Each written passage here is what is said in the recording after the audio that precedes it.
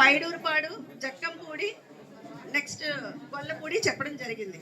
అందువల్ల మేము 31st ఏం చేసామంటే వాళ్ళందరినీ ఎక్కడైతే లోతట్టు ప్రాంతాల్లో ఉన్నారో వాళ్ళందరినీ ఎవాక్యుయేట్ చేసి రిహబిలిటేషన్ సెంటర్స్ ఏర్పాటు చేసి 31st నైటే వాళ్ళందరికీ అక్కడ ఫుడ్ మొత్తం అన్నీ ఏర్పాటు చేసాం, బ్లాంకెట్స్ అన్నీ ఇచ్చి ఏర్పాటు చేసాం.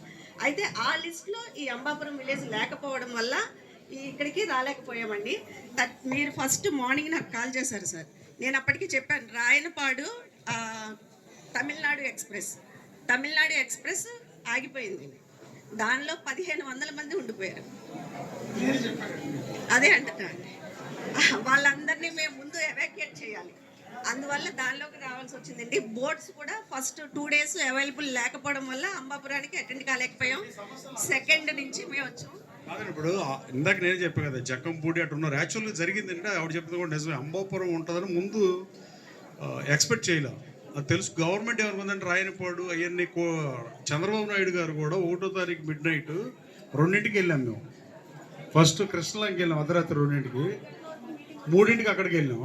తర్వాత ఇక్కడ ఇంకో సమస్య ఏంటంటే అంబాపురంలో ఈ పోలవరం మట్టి తోలటం వల్ల కూడా మీకు తొందరగా వచ్చింది ముప్పు.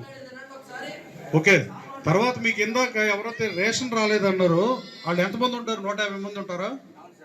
ఆ 150 మందికి కలెక్టర్ గారితో మాట్లాడదామంటే ఆవిడ బిజీ వస్తుంది, ఆవిడ మీటింగ్లో ఉంటుంది ఆవిడ. ఆ లిస్టు మీరు రెడీ చేసి ఇవ్వండి.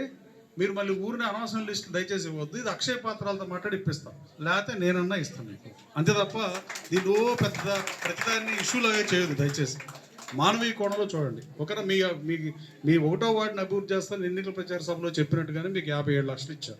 మీరు ఒకే రోజు అన్ని సమస్యలకు పరిష్కారం అవ్వదు. నేను మొన్న 31వ తారీఖు ఉదయం పెన్షన్ ఇస్తా పెదవడిపల్లి వర్షం, గన్నవరం 31నే మునిగింది. చెంచులపేట కానీ, సాలిపేట కానీ, విఎన్పురం కాలనీ కానీ, బాపులపాడులో కానీ నేను ఆ రోజు నైట్ దాకా తిరిగా. నైట్ తిరిగి వచ్చి 11:30కి నేను పడుకుంటే పొద్దున్నే 7:30కి ఈ ఫోన్ కొట్టాడు. నేను 10 నిమిషాల క్రితం ఇప్పుడు ఫోన్ చేసి ప్రతి అరగంటకి మాట్లాడాను మీ సర్పంచ్తో. అక్కడ బాపులపాడులో కూడా 20 సంవత్సరాల నుంచి 200 కుటుంబాలకు రోడ్లు లేవు, 3 అడుగులు రోడ్డు, అది కొయ్యిలా ఉంది. నేను డస్ట్ పోయమని ఎండిఓ గారికి చెప్తే ఆయన పోసాడు. బాపులపాడు ఎండిఓ గారు దాదాపు 30 లక్షలు ఇచ్చాడు చిన్న కార్యక్రమాలు. గన్నవరం ఎండిఓ గారు అయితే 18-19 లక్షలు ఇచ్చాడు.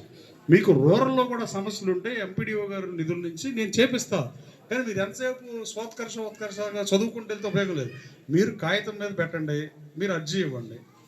చిన్న సమస్యలు వెంటనే పరిష్కరిద్దాం. పెద్దవి పరిష్కరించాలంటే ప్రభుత్వం నుంచి నిధులు చూసుకుని డెఫినెట్గా మిమ్మల్ని మీ గ్రామాన్ని అభివృద్ధి చేసే బాధ్యత మీ సర్పంచ్తో పాటు, మీ గ్రామ పార్టీ నాయకులతో పాటు, మండల ప్రెసిడెంట్తో పాటు నేను కూడా తీసుకుంటాను. ఓకేనా? Thank you.